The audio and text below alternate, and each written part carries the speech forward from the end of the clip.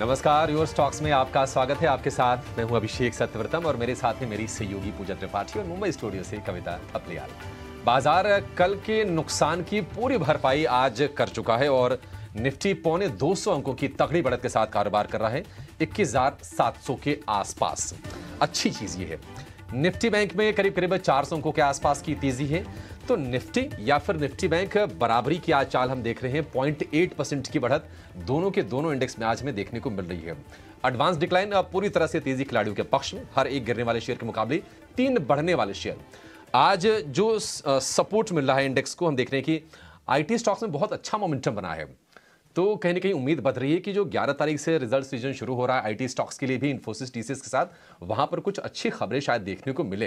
लेकिन कहीं ना कहीं कॉशन भी रखना चाहिए नतीजों में जाते वक्त भी।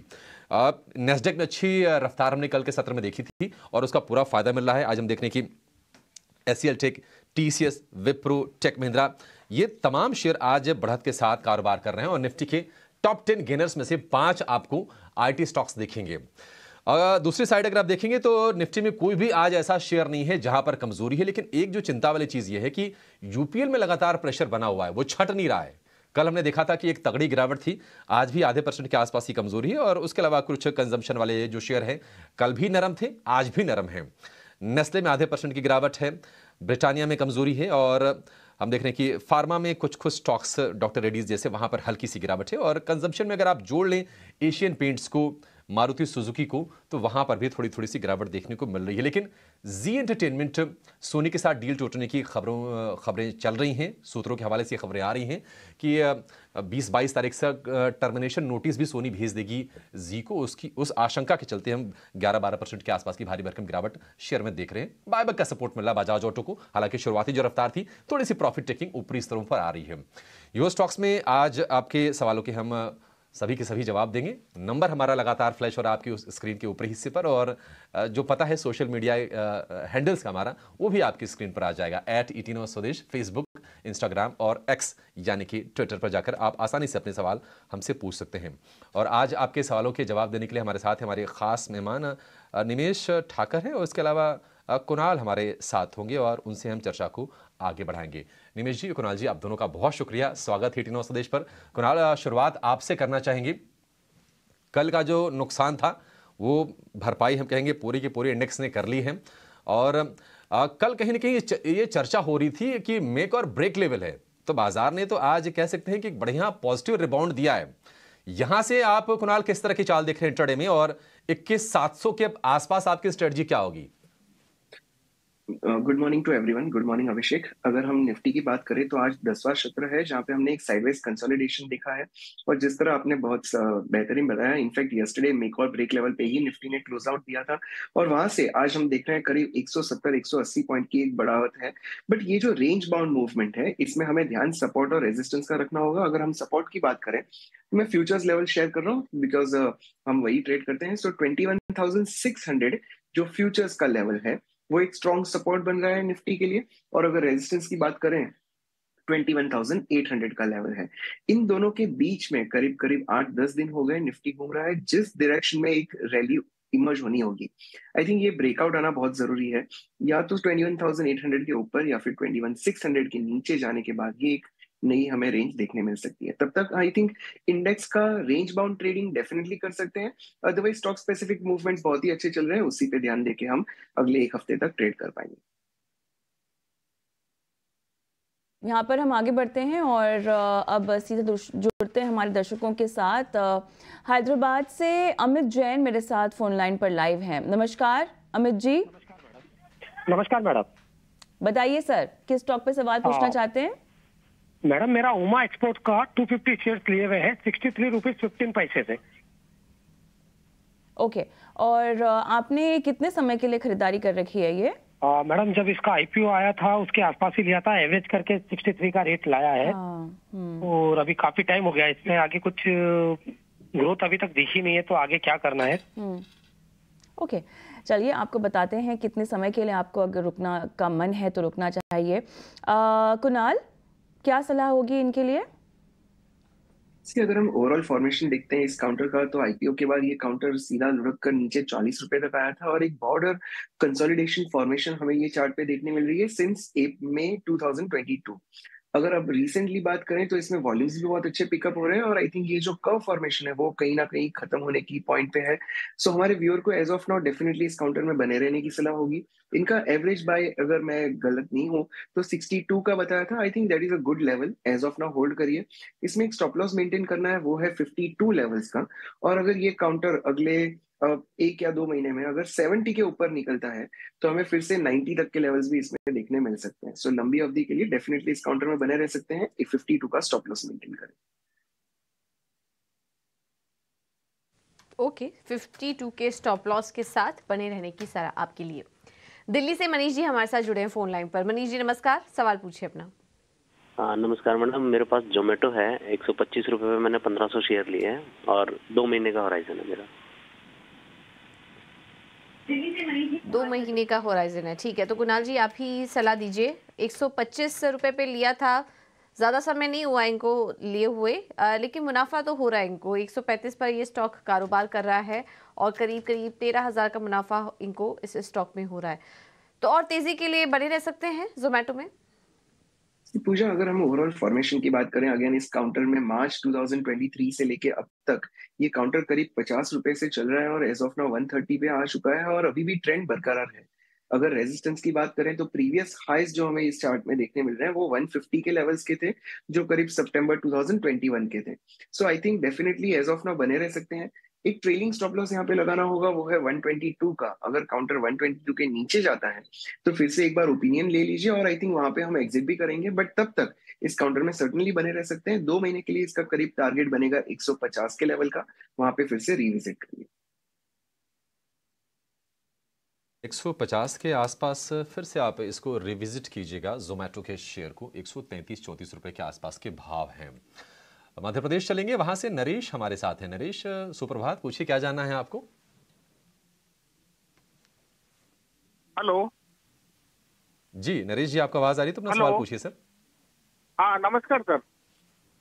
जी जी जी, पूछिए अपना सवाल नरेश जी। सर मेरे पास आईओबी शेयर है 45 के भाव का, 45 रुपीज का, 1500 शेयर। 1500 शेयर हैं आईओबी के 45 के भाव पर। नरेश आपने कब लिया शेयर ये? अभी लगभग 2 महीने पहले, लगभग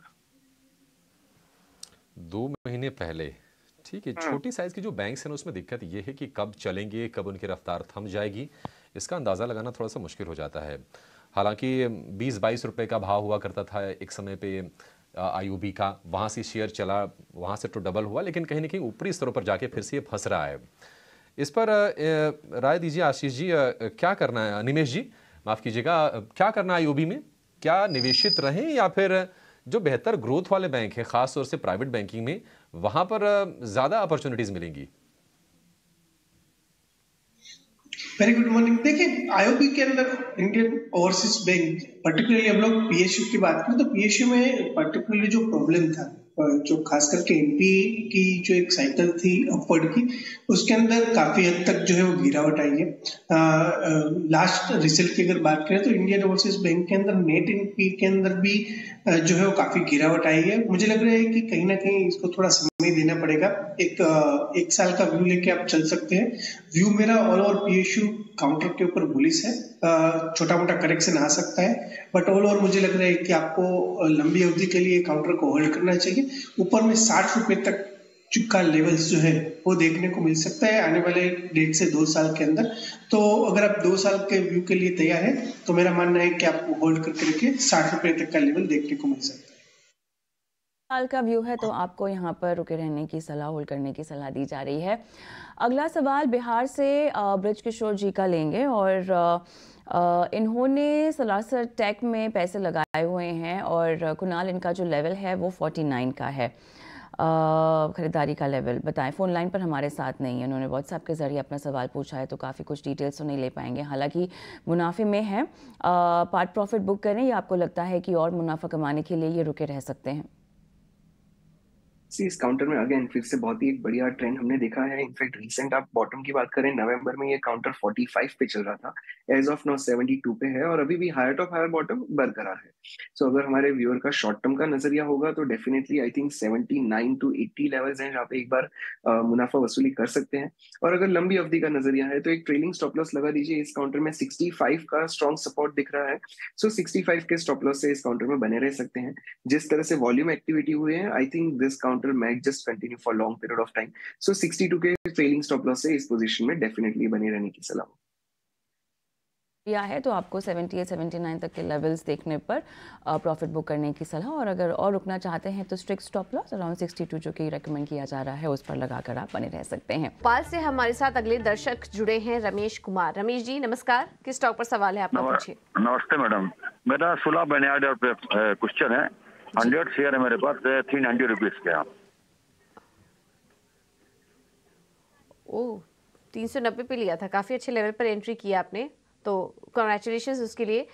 कल स्टॉक में और भी तेज़ी दिखी थी, कल हमने इस स्टॉक में करीब 11-13% की तेज़ी भी देखी थी, काफ़ी पॉजिटिव रिपोर्ट्स भी आई थी और अब 800 के टारगेट्स देख रहे हैं ब्रोकरेज रिपोर्ट्स। आज हल्के प्रॉफिट बुकिंग है, 3% नीचे है ये स्टॉक। निमेश जी क्या सलाह देंगे? 16 विनयार्ड्स में 390 पे लिया था, 644 पर आ चुका है ये स्टॉक, इनकी खरीद से लगभग दोगुना हो चुका है अभी ये शेयर। बने रहना चाहिए और तेज़ी के लिए? लॉन्ग टर्म के लिहाज से रखा है तो डेफिनेटली बने रहना चाहिए, लेकिन at some interval partial profit booking भी जरूरी है। मुझे हमारा मानना है कि अभी भी देखिए जिस तरह से हम लोग देख रहे हैं कि प्रीमियम वाइन सेगमेंट के अंदर एक डिमांड जो है वो काफी स्ट्रांग बढ़ रही है और ऐसे बिजनेस मॉडल जो है मार्केट के अंदर ज्यादातर वाइन सेगमेंट के अंदर जो है अवेलेबल नहीं है। तो एक यूनिक बिजनेस मॉडल है, नीश मार्केट के अंदर ट्रेड कर रहा है और डिमांड भी काफी अच्छी दिख रही है। तो मेरा मानना है कि आपको एक लॉन्ग टर्म के लिहाज से होल्ड करना चाहिए, बट एक सम इंटरवल टेक्निकल आउटलुक लेके वहां पर पार्शियल प्रॉफिट बुकिंग भी जरूरी रहता है, ऐसा मेरा मानना है। तो व्यू मेरा बुलिश है और अभी आप होल्ड कर सकते हैं। ठीक है, बुलिश व्यू है, 16 वाइनयार्ड्स को लेकर होल्ड करने की सलाह है। नई दिल्ली से गणेश कुमार हमारे साथ हैं। गणेश जी गुड मॉर्निंग, क्या सवाल है आपका, क्या सलाह चाहिए? सर मेरा ये 2-3 सवाल पूछ सकता हूँ क्या? हेलो, आप पूछिए सर, पूछिए गणेश जी। पहले तो मेरा कि साउथ इंडियन बैंक है, मेरे पास 1400 शेयर है और मेरे बैंक जो रेट है वो 26 रुपए का है। 26 रुपए पर, ठीक है। दूसरा और एक है सर निपॉन लाइफ, मेरे पास काफी दिन से पड़ा हुआ है, 333 की बाइंग है, तो ये अगर लॉन्ग टर्म के लिए ठीक रहेगा क्या ये? निपॉन एएमसी 350 की बाइंग है। हाँ 333 की, 335 से मैंने होल्ड किया हुआ है। निपॉन एएमसी में तो ठीक ठाक फायदा हो रहा है आपको। वैसे 335 की आपकी खरीद है, प्रति शेयर 140 रुपए के आसपास का मुनाफा है और निपॉन एएमसी का शेयर चला है, वहाँ पर लोगों के पैसे अच्छे खासे बने हैं, ऑलमोस्ट डबल हुआ है साल भर में अगर हम बात करें तो। लेकिन साउथ इंडियन बैंक से शुरुआत करेंगे, इस पर क्या सलाह आप देंगे निमेश जी? क्योंकि रेंज में ही शेयर रहा है, हालांकि हाल फिलहाल कुछ कोशिशें हुई हैं रिवाइवल की, एक फंड रेज की भी खबर आई थी कुछ दिनों पहले। क्या आपका कन्विक्शन है शेयर पर, बने रहे इसमें? देखिए टर्न अराउंड स्टोरी है साउथ इंडियन बैंक के अंदर और मुझे लग रहा है कि बने रहना चाहिए। फिलहाल बैंकिंग सेक्टर के पर्टिकुलरली देखें तो क्रेडिट साइकिल जो है वो एक अपवर्ड टेरिटरी में है और हम लोग देख रहे हैं कि ऑन एवरेज 15% का जो है वो क्रेडिट ग्रोथ चल रहा है। इकोनॉमी भी ग्रो कर रही है और आने वाले दिनों में जब इंटरेस्ट रेट कट होंगे तब मुझे लग रहा है कि और जो है वो क्रेडिट साइकिल जो है एक्सपांड होगी, मोमेंटम और बढ़ेगा। फिलहाल ऐसे कोई नेगेटिविटी नहीं दिख रही है कि यहाँ से ये काउंटर के अंदर एग्जिट कर देना चाहिए। डेफिनेटली एक शॉर्ट टर्म एंगल से बना नहीं है, स्टॉक के अंदर मोमेंटम नहीं आया है, बट एक लॉन्ग टर्म के लिहाज से अगर आपने ये काउंटर लिया है तो मेरा मानना है कि as a sector wise view bullish है और यहाँ से आपको एक मोमेंटम, बाइंग मोमेंटम देखने को मिल सकता है, तो मैं आपको होल्ड करने की राय देता हूँ। करने की सलाह। कुणाल, आप निपॉन एएमसी पर व्यू दीजिए। हालांकि अभी जो म्यूचुअल फंड्स के जो आंकड़े कल आए हैं बहुत ज़्यादा इनकरेजिंग हैं, तो ग्रोथ को लेकर सवाल नहीं है और इस कंपनी स्पेसिफिक भी मतलब चीज़ें ठीक ठाक चल रही हैं। टेक्निकल्स क्या कह रहे हैं, कहाँ तक की ये चाल आप देख रहे हैं शेयर में? अभिषेक, जिस तरह आपने बताया नंबर्स तो बहुत ही इनफैक्ट बढ़िया थे। आज के न्यूज़पेपर की हेडलाइन, किसी भी न्यूज़ पेपर में देखिए तो यही है कि इनकी SIP collection is also very high and the business model is always gonna be rocking in this kind of market. But अगर हम टेक्निकली बात करें तो अक्टूबर 2021 में इस काउंटर ने 470 का हाई बनाया था, वहीं से काउंटर ये लुढ़क कर नीचे आया करीब करीब 200 रुपए तक, फिर से काउंटर वही लेवल पे पहुंचा हुआ है विच इज 470 जोन।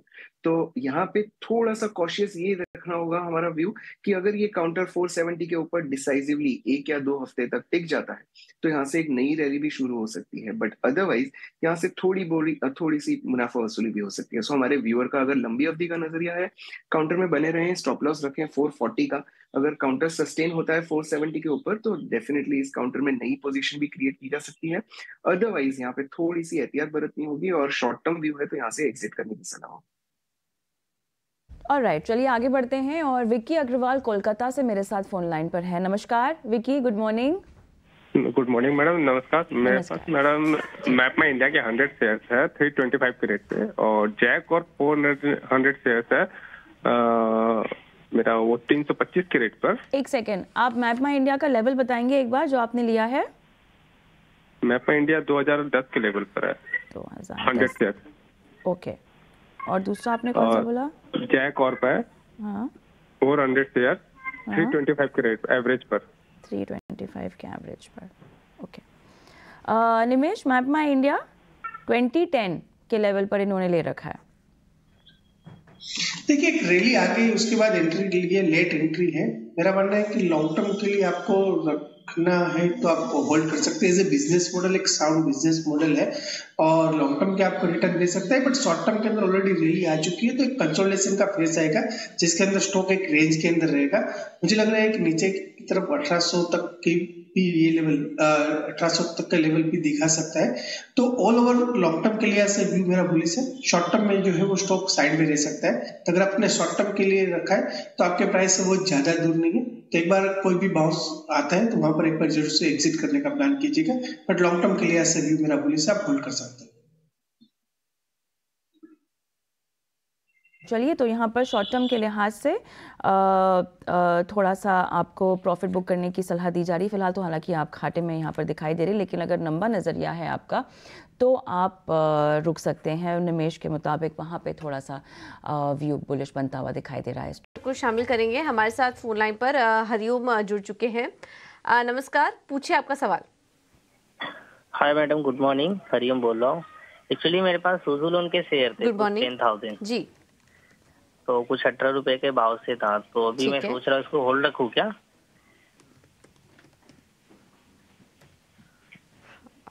तो पहले तो कांग्रेचुलेशंस आपको, सही समय पर आपने लिया था और उसके बाद अच्छे खासे मुनाफे में आप होंगे। इस समय 43 पर स्टॉक कारोबार कर रहा है। कल भी अच्छी तेजी थी और लगातार एक तेजी का ट्रेंड बना हुआ है सुज़लॉन एनर्जी के स्टॉक में। कुणाल ये जानना चाह रहे हैं कि क्या अभी और तेजी के लिए बने रहना चाहिए, और स्टॉप लॉस भी इन्हें बताइए कि कौन से लेवल पर ये स्टॉप लॉस लगा ले। सो पूजा, जिस तरह आपने बताया, हमने इस काउंटर में बहुत ही अच्छी रैली देखी। इनफैक्ट ये जो रैली शुरू हुई थी करीब करीब 6.5-7 रुपए से शुरू हुई थी। 43 पे काउंटर ने हाई बनाया था करीब नवंबर में। नवंबर के हाई के बाद ये काउंटर थोड़ा लुढ़का 34 पे बॉटम बनी और फिर से एक कर्व फॉर्मेशन बनाकर फिर से ये 43 पे पहुंचा हुआ है। So for time being short term point of view का नजरिया ये होगा कि अगर ये counter if this counter fails to surpass 43 तो यहाँ पे शायद एक छोटा सा रेजिस्टेंस बनेगा। बट अगर काउंटर 43 के ऊपर निकलता है तो ये हमने जो बड़ी सी रुझान देखी है, आई थिंक ये अभी भी कंटिन्यू हो सकती है। सो एक ट्रेलिंग स्टॉप लॉस यहाँ पे जो रहेगा वो है 37.5 का। 37.5 के स्टॉप लॉस से इस काउंटर में सर्टनली बने रही है, और अगर ये काउंटर 43-44 के ऊपर निकलता है तो आई थिंक 48.5 to 49 तक के लेवल्स भी हमें दिखा सकता है। ठीक है, 49 रुपए का लक्ष्य, 37.5 रुपए का स्टॉप लॉस सुज़लॉन एनर्जी के लिए। उज्जैन चलेंगे और उज्जैन से अगले दर्शक हमारे ललित सिंह जुड़ गए हैं। ललित जी नमस्कार, कौन सा शेयर आपके पास है? अच्छा ठीक है, ललित जी तक आवाज़ हमारी नहीं पहुंच पा रही है, उनका सवाल हमारे पास ज़रूर आ गया है और उनका शेयर है वोडाफोन आइडिया का। 5000 शेयर हैं 9.5 रुपए के भाव पर, तो इनके भाव से तो ऑलमोस्ट वोडाफोन आइडिया डबल हो ही गया है और हमने ठीक ठाक रफ्तार देखी है वोडाफोन आइडिया के शेयर में। 16 रुपये के आसपास का भाव चल रहा है, ऊपरी स्तरों से थोड़ा सा नीचे आया है और ऐसी खबरें हैं कि सरकार नहीं चाहती कि इंडस्ट्री में डुओपोली रहे, मतलब 3 प्लेयर कम से कम हो, ऐसी सरकार की मंशा भी है। सरकार का खैर स्टेक भी है वोडाफोन आइडिया में और स्टारलिंक की खबरें, स्टारलिंक से टाई अप की खबरें आ रही थी, हालांकि उसको कंपनी ने नकार दिया। लेकिन ठीक ठाक क्वांटिटी में है और मुनाफा ठीक ठाक हो रहा है। निमेश जी, क्या आंशिक मुनाफा वसूली के बारे में थोड़ा सा सोचें, या फिर आपको लगता है कि नहीं ये शेयर अभी और ऊपर जाएगा और निवेशित रहना बेहतर होगा? देखिए, कंपनी के लिए जो मेन कंसर्न है उसको अगर आप एवरी मंथ देखिए तो जो सब्सक्राइबर है वो फॉल होते जा रहे हैं और अदर नेटवर्क में स्विच हो रहे हैं। सबसे पहले अगर वहां पर अगर कोई भी रुकावट आती है, सेकंड थिंग ये जो स्टेक बेचने की बात है, नया कैपिटल इन्फ्यूजन की बात है, अगर वो शॉर्ट टर्म के में आता है तो डेफिनेटली जो है वो स्टॉक के अंदर ऑलरेडी एक रैली आ गई है और बट एक टर्न अराउंड स्टोरी बन सकती है। बट ये जितना लंबा जाएगा मुझे लग रहा है कि स्टॉक के अंदर कहीं ना कहीं एक साइडवे वाला मूवमेंट जो है वो देखने को मिल सकता है। टर्न अराउंड स्टोरी है, बट ये काउंटर के अंदर आपको ऑलवेज एक चीज मैं मानता हूँ कि आपको वॉलेटिलिटी आएगी तो वन साइडेड रैली देखने को नहीं मिलेगी। तो जब भी कोई अच्छी रैली आती है, देखिए अब रिसेंटली हमने देखा कि 18 रुपीज तक ये काउंटर गया था, आज फिर से 16 रुपीज 30 पैसा 16 रुपए 20 पैसे के आसपास स्टॉक मिल रहा है। तो ये काउंटर पे एक रेगुलर इंटरवल पे जब भी कोई बड़ी रैली आती है तब प्रॉफिट बुकिंग करना चाहिए। फिर से आपको ये काउंटर लेने लोअर लेवल पे एंट्री लेने के लिए मिल जाएगा। तो व्यू ऑल ओवर जो है वो मेरा बुलिश है ये काउंटर के अंदर। ऊपर में मुझे लग रहा है कि 22-23 के लेवल देखने को मिल सकते हैं, बट वन साइडेड रैली जैसे अदर काउंटर के अंदर हम लोग देख रहे हैं वैसी आएगी ऐसी उम्मीद नहीं है। स्टॉक के अंदर वॉलेटिलिटी काफी रहेगी और एवरी राइज पे थोड़ा बहुत पार्शियल प्रॉफिट बुकिंग करेंगे तो बेहतर रिजल्ट रहेगा, ऐसे मेरा मानना है। ठीक है, वोडाफोन आइडिया को लेकर ये भी, लेकिन चलिए अब यू स्टॉक्स में वक्त है आईपीओ मार्केट पर चर्चा करने की और लेकर आएंगी आईपीओ कॉर्नर।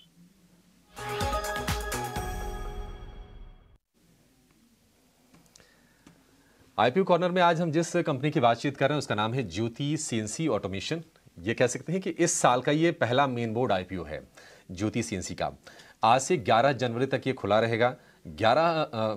1,000 करोड़ रुपए जुटाने की कंपनी की योजना है और अच्छी चीज इसमें यह है कि इसमें पूरा का पूरा फ्रेश इशू है। ऑफर फॉर सेल बिल्कुल नहीं है, यानी कि पैसा जो है वो कंपनी में आएगा। हालांकि ऐसी रिपोर्ट्स हैं कि कंपनी जो फंड्स का इस्तेमाल करेगी वो कर्ज चुकाने पर भी करेगी, क्योंकि कर्ज काफ़ी एलिवेटेड लेवल है। एक ये रिस्क इसमें है। तो इसमें पैसे लगाना है या नहीं लगाना है, इस पर चर्चा करने के लिए हमारे साथ जुड़ गई हैं हिम सिक्योरिटीज़ की आस्था जैन। आस्था जी, बहुत शुक्रिया आपका समय देने के लिए। स्वागत है आपका 18 आवर्स स्वदेश पर।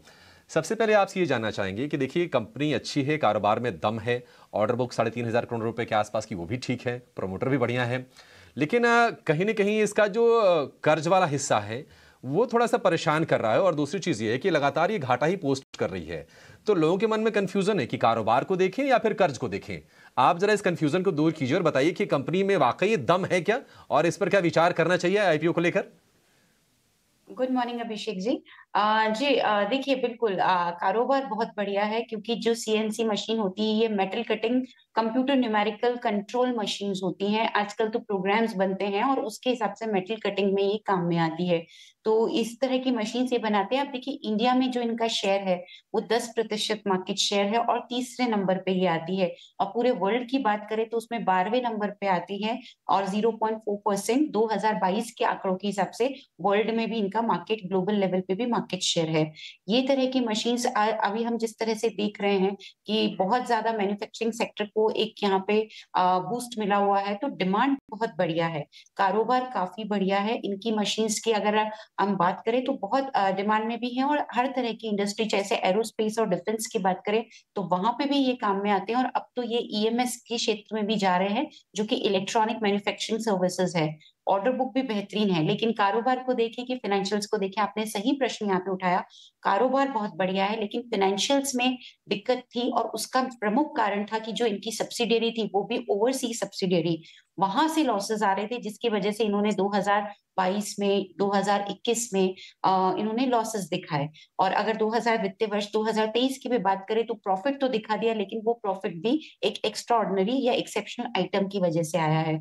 तो ये जो ओवरसीज सब्सिडियरी है इसकी वजह से लॉसेस हैं और वो ही कंपनी की फाइनेंशियल परफॉर्मेंस को यहाँ पे थोड़ा सा दिक्कत में दिखा रहे हैं। लेकिन जिस तरह से अब कंपनी उभर चुकी है, क्योंकि ये जो लॉसेस आए थे इनका प्रमुख कारण ये भी था कि कोविड की वजह से 21 और 22 में सभी तरह के बिजनेसेस इम्पैक्ट थे, और एरोस्पेस और डिफेंस वहां पे भी थोड़ा सा बिजनेस इम्पैक्ट था, जिसकी की वजह से इनकी सब्सिडीज लॉसेस दिखा रही थी। लेकिन आगे जाते हुए ये इंडस्ट्री बहुत बढ़िया कर रही है, डिमांड तो अच्छी रहने वाली है, और वो डिमांड झलकती है। आपने ऑर्डर बुक जो बिल्कुल सही बोला, 3,000 करोड़ के ऊपर की ऑर्डर बुक है, जो कि आने वाले 2 वर्षों की विजिबिलिटी दिखाती है। तो उस हिसाब से ये कंपनी मुझे ठीक ठाक लगती है। मेरी यहाँ पे जो सलाह है वो ये है कि सब्सक्राइब तो करिए, लेकिन लॉन्ग टर्म का व्यू रखिए, लॉन्ग टर्म के व्यू के हिसाब से सब्सक्राइब करिए। शॉर्ट टर्म की अगर बात करें, क्योंकि देखिए बिजनेस मॉडल अच्छा है, अब आने वाले टाइम में कर्ज तो बहुत ज्यादा है, लेकिन अब ये चुकाएंगे भी आईपीओ प्रोसीड्स के द्वारा, तो इंटरेस्ट कॉस्ट भी जो इनकी बढ़ी हुई है वो भी सीधा बॉटम लाइन में जाके ऐड होगी, वहां पे भी हमें फायदा होगा जितना भी ये कर्ज चुकाएंगे। और मेरे हिसाब से कंपनी की तो ये भी प्लानिंग है कि आने वाले 2-3 वर्षों में ये डेट फ्री हो जाए, तो वो एक बॉटम लाइन को बूस्ट करती हुई नजर आएगी। दूसरी तरफ से ऑर्डर बुक तो यहाँ पे काफी मजबूत है। तीसरी तरफ से वर्टिकली इंटीग्रेटेड है, तो अब जो फायदा इनको होगा वो ऑपरेटिंग लिवरेज का भी इन्हें फायदा होने लगेगा। तो मुझे लगता है आगे की परफॉर्मेंस भी बहुत अच्छी आएगी। लेकिन मुझे दिक्कत एक ही चीज से लगी अभिषेक जी, कि इन्होंने वैल्यूएशन बहुत ज्यादा दिखा दी, और वो क्यों ना हो, क्योंकि प्रॉफिट ही इतने अच्छे नहीं है, तो ईपीएस कम है, और उस हिसाब से वैल्यूएशन में जो प्राइस टू इक्विटी मल्टीपल है वो ज्यादा है। हायर वैल्यूएशन के चलते हम इसे लॉन्ग टर्म की सब्सक्राइब की रेटिंग दे रहे हैं जी।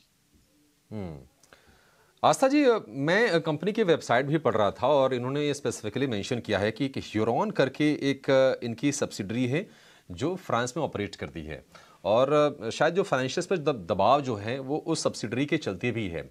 अब हम यूरोप में भी चीज़ें देख रहे हैं कि सुधर रही हैं, तो क्या यह मान के चलें कि वहाँ परिस्थितियाँ बेहतर होंगी? और दूसरी चीज़, लिस्टेड जो कंपनीज हैं जिनसे हम वैल्यूएशंस की कहीं ना कहीं तुलना कर रहे हैं, क्या वो डायरेक्ट इसके पेयर हैं या फिर बस कुछ कुछ कारोबार मैच करते हैं इसलिए हम वो वैल्यूएशन हम कंपेयर कर रहे हैं?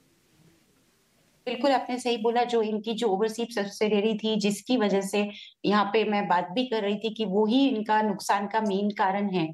तो यूरोप में बिल्कुल डिमांड अब हमें मुझे लगता है कि ग्रीन शूट्स नजर आने लगे हैं, और धीरे धीरे यूरोप जो है वो अच्छा इकोनॉमी वाइज परफॉर्मेंस दिखाएगा। मे भी आने वाले 1-2 साल की मैं बात करूं, इमीडिएटली धीरे धीरे हमें ग्रीन शूट्स देखने को मिलेंगे, तो वो परफॉर्मेंस अच्छी होगी तो बिल्कुल इनकी बॉटम लाइन को यहाँ पे एक इजाफा होते हुए हमें देखने को मिलेगा। वैल्यूएशन की जैसे मैंने पहले भी चर्चा की, वैल्यूएशन ज्यादा लगते हैं। देखिए बाकी की जो कंपनियां हैं वो एप्पल टू एप्पल हम कंपेयर नहीं कर सकते, क्योंकि एग्जैक्टली इसी बिजनेस में नहीं है जिसमें ये कंपनी है, इसलिए एकदम स्ट्रिक्ट कंपेरेबल तो नहीं है, क्लोज कंपेटिटर्स तो नहीं है। लेकिन हाँ, एक हम आइडिया के लिए देखें तो बिल्कुल वैल्यूएशंस कहीं ज्यादा हारे हैं इस कंपनी के उनके मुकाबले में, और वो ही एक प्रमुख कारण है कि मैं लॉन्ग टर्म के लिए बोलूं। देखिए शॉर्ट टर्म में मैं ये बोलती हूँ कि हो भी सकता है कि इसमें छोटे मोटे लिस्टिंग गेन हो जाए, इस बात को नकारा नहीं जा सकता, लेकिन लॉन्ग टर्म में ये परफॉर्म अच्छा करेगी, जिसके पीछे के मैंने कारण बताए। ऑर्डर बुक ही देखिए तो अभी क्या रेवेन्यू चल रहा है,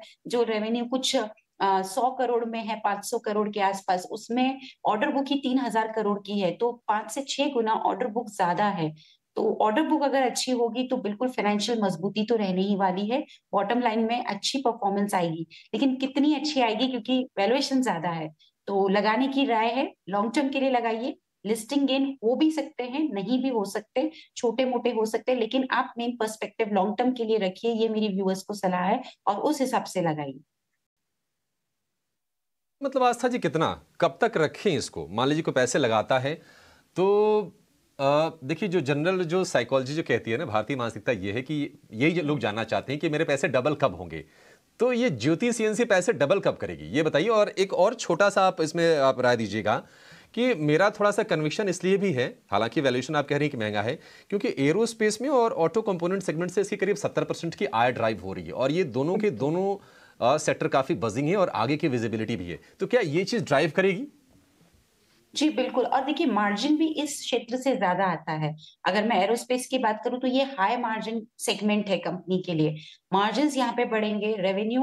और देखिए मैंने इसीलिए अवॉइड तो बोला ही नहीं है, मैं सब्सक्राइब पे ही इसमें बातचीत कर रही हूँ, और मैं यही बोल रही हूँ कि लॉन्ग टर्म में तो ये दिखाएगा रिटर्न। शॉर्ट टर्म क्योंकि हमारे जो रिटेल इन्वेस्टर्स होते हैं 80% बिल्कुल साइकोलॉजी वही चलती है, क्योंकि हम भी जब हमारे क्लाइंट से बात करते हैं लिस्टिंग दिन के दिन कितना गेन मिल जाएगा, वो ज्यादा वहां पे अहमियत देते हैं।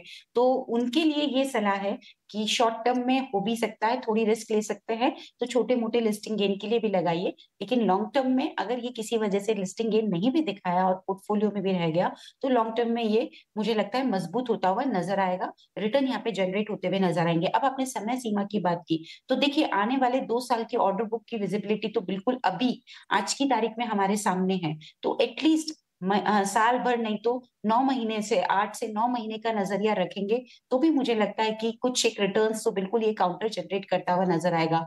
तो मिनिमम 9 महीने से लेके 12 महीने की अवधि मानिए, और मैक्सिमम तो लंबे में तो हम 2 से 3 वर्ष भी जा सकते हैं। लेकिन मुझे लगता है कि रिटर्न यहाँ पे मिलेंगे। तो सब्सक्राइब की रेटिंग है, रिस्क ले सकते हैं तो छोटे मोटे लिस्टिंग गेन के लिए लगाइए, बाकी लॉन्ग टर्म के लिए लगाने की राय है। जी ने बोली है ना कि रिस्क ले सकते हैं, तो कंडीशंस, शर्तें इसमें एप्लीकेबल हैं, उन शर्तों का ध्यान दीजिए। थोड़ा सा जोखिम भरा है ये, क्योंकि वैल्यूएशंस थोड़े से अपर साइड पर हैं और कहीं ना कहीं एक डेट वाली चिंता भी है, लेकिन कारोबार सॉलिड है, प्रमोटर अच्छे हैं इनके, इसको लेकर कोई शक नहीं है। और जिन स्पेसेस में कंपनी कारोबार कर रही है वहाँ पर ग्रोथ की गुंजाइश अच्छी है, इसके चलते यहाँ पर कन्विक्शन है। लॉन्ग टर्म 2 से 3 साल के लिए आप रखेंगे तो आपको इसमें ठीक ठाक मुनाफा होने की उम्मीद है। लिस्टिंग इनकी बहुत उम्मीद करके आप ना चलें, हो भी सकता है नहीं भी हो सकते है सपाट लिस्टिंग हो। हालांकि मैं हाल फिलहाल देखा है कि कई सारी ऐसी कंपनीज रही हैं जहां पर लिस्टिंग तो बिल्कुल सपाट हुई, उसके बाद शेयरों ने रफ्तार दिखाई है। तो अगर आपको कारोबार पर यकीन करना है तो आप आईपीओ में जाइए, अदरवाइज ये भी एक तरीका हो सकता है कि ये लिस्ट हो जाए, उसके बाद अगर आपको लंबी अवधि के लिए रखना है तो वहां पर भी आप ले सकते हैं ज्योति सीएनसी को। आस्था जी, बहुत शुक्रिया आज आपका समय देने के लिए और हमसे इस आईपीओ पर बातचीत करने के लिए। सवालों के सिलसिले को आगे बढ़ाते हैं। जो हमारे लाइव दर्शक हैं वो हमारे साथ फोन लाइन पर जुड़ रहे हैं, साथ ही सोशल मीडिया पर भी अपने सवाल हमें भेज रहे हैं। तमाम प्लेटफॉर्म के हैंडल्स आपके स्क्रीन पर फ्लैश हो रहे हैं। इस बीच शो लाइव भी देख सकते हैं आप इन सोशल मीडिया हैंडल्स पर, और साथ ही अपने सवाल कमेंट बॉक्स में भी छोड़ सकते हैं। झटपट आगे बढ़ती हूँ। जयपुर से महावीर साहब फोन लाइन पर मेरे साथ हैं। सर नमस्कार। नमस्कार मैडम। बताइए सर, किस स्टॉक पर सवाल पूछना चाहते हैं? मैडम मैंने आईपीओ से सूर्योदय एसएफबी के शेयर लिए थे 49 एट द रेट ऑफ 305 जी।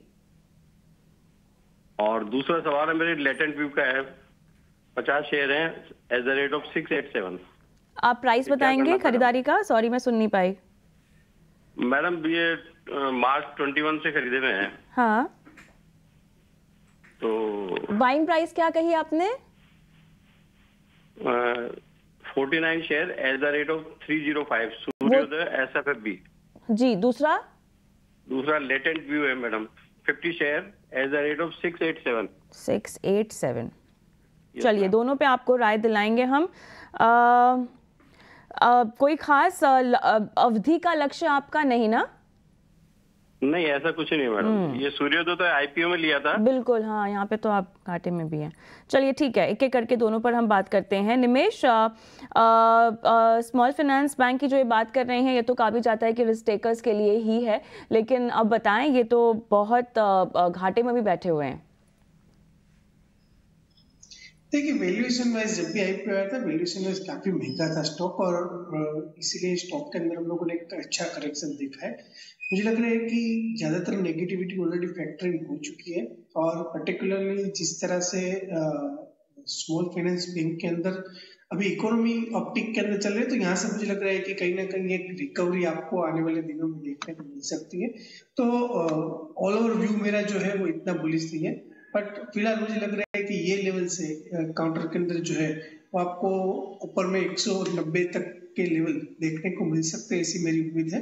तो 190 आए तब एक बार जरूर से रिव्यू कर लीजिएगा, और पॉसिबल हो तो आप अच्छी कंपनी के अंदर जहां पर लार्ज कैप बैंक अभी देख रहे हैं कि वैल्यूएशन वाइज काफी अच्छे लेवल पे मिल रहे हैं, तो वहां पर कहीं पर भी शिफ्ट हो जाए तो बेटर रहेगा। ये काउंटर के अंदर वॉलेटिलिटी आपको ऑलवेज ज्यादा देखने को मिलेगी, तो शॉर्ट टर्म नजरिए से व्यू मेरा बुलिश है, बट लॉन्ग टर्म के लिहाज से मैं आपको एग्जिट करने की राय देता हूँ। निमेश, दूसरा इनका लेटेंट व्यू है, 687 की इनकी बाइंग है, और यहाँ पर भी ये घाटे में ही दिखाई दे रहे हैं। देखिए लेटेंट व्यू कंपनी जिस तरह से डेटा एनालिसिस का काम कर रही है, मुझे लग रहा है कि लॉन्ग टर्म के लिए ऐसे डेफिनेटली काउंटर के अंदर होल्ड कर सकते हैं। आईटी स्पेस में लोग देख रहे हैं कि पिछले 1.5 साल से अच्छा नहीं किया था। लॉन्ग टर्म के लिहाज से अगर माने तो ये काउंटर के अंदर आप फंडामेंटल कंपनी काफी स्ट्रांग है और ये काउंटर के अंदर आप होल्ड कर सकते हैं। ये काउंटर के अंदर मेरा भी बुलिश है, मैं आपको होल्ड करने के लिए देता हूँ। ओके, ठीक है, तो ये है सलाह तो आपके दोनों ही शेयरों पर। चलिए, अब दिल्ली से हमारे साथ अगले दर्शक जुड़े हैं, संदीप कौशिक। संदीप जी नमस्कार, सवाल पूछिए अपना। मैम मेरे पास दो शेयर है, एक BLS इंटरनेशनल है 35 रुपए पे बाइंग है, उसकी 8,000 शेयर है। ठीक है। और एक जी इंटरनेट मैंने 273 पे बाइंग किया। हाँ जी, 8,000 शेयर है 35 रुपए पे, 35 पे। और 273 पर जी एंटरटेनमेंट लिया था आपने? जी एंटरटेनमेंट लिया था 4,000 शेयर में, वो आज गिर गया है, थोड़ा बताएंगे। यहाँ तो नुकसान हो रहा है आपको, लेकिन BLS इंटरनेशनल में शानदार मुनाफा हो रहा है, बेहतरीन तेजी स्टॉक में भी देखने को मिली और आपने तो काफ़ी पहले की खरीद इसकी लग रही है।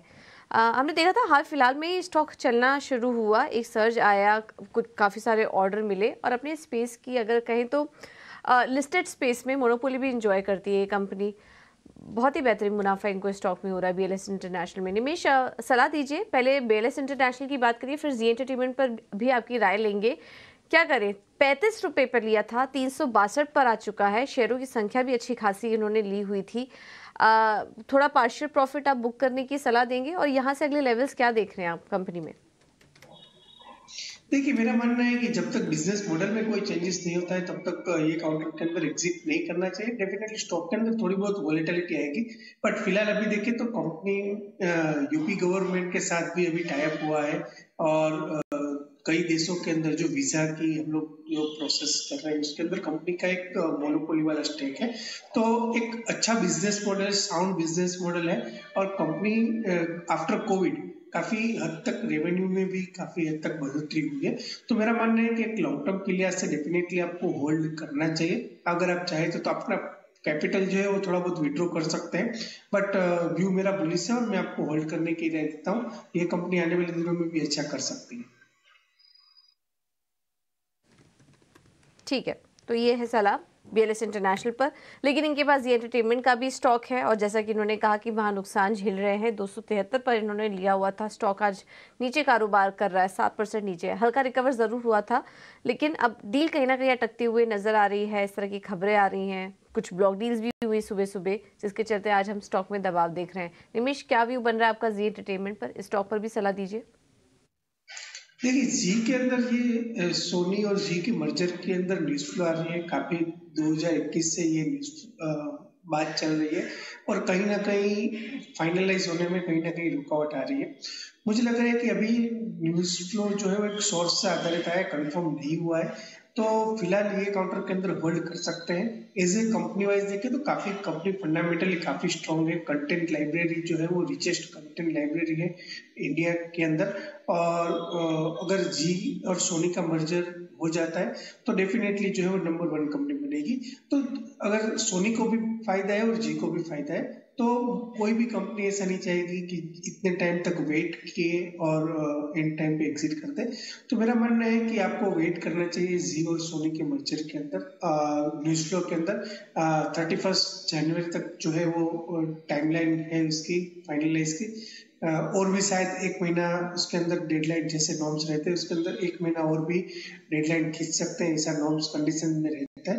बट फिलहाल मुझे लग रहा है कि आपको ये काउंटर के अंदर होल्ड रखना चाहिए। वॉलेटिलिटी आएगी बट कंपनी वाइज देखें तो काफी स्ट्रांग है और आई होप कि जिस तरह से न्यूज फ्लो आया और जिस तरह से कंपनी ने ऑलरेडी एक्सपेंस किया है, प्रोसेस किया है, उसके रिगार्डिंग देखते हुए मुझे लग रहा है कि एक पॉजिटिव आउटकम जो है वो देखने को मिल सकता है।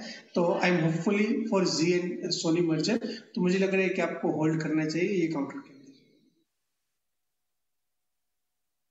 की सलाह है निमेश जी की तरफ से जी एंटरटेनमेंट को। हालांकि 3 बार अनुबंध जो इनके बीच हुआ था जी और सोनी के बीच में, 3 बार उसको एक्सटेंड की जा सकती थी डेडलाइन को, 3 बार, चौथी बार भी जी ने रिक्वेस्ट की और सोनी ने उसको मान लिया।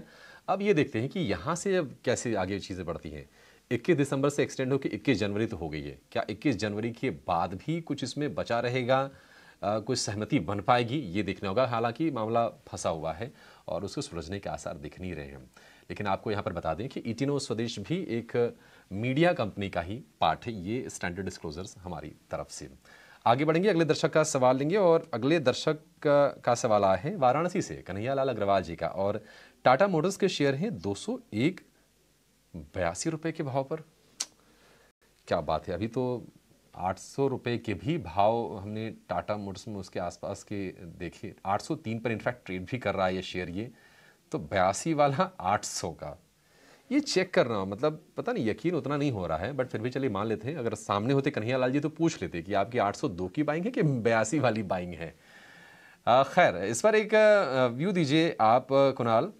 टाटा मोटर्स तेज़ रफ्तार हमने लगातार देखी है, नए लॉन्चेस हो रहे हैं, ईवी वाला पुश भी है, तो चीज़ें इनके पक्ष में। और जेएलआर के जो अपडेट्स आए हैं ना वो बड़े तगड़े आए हैं।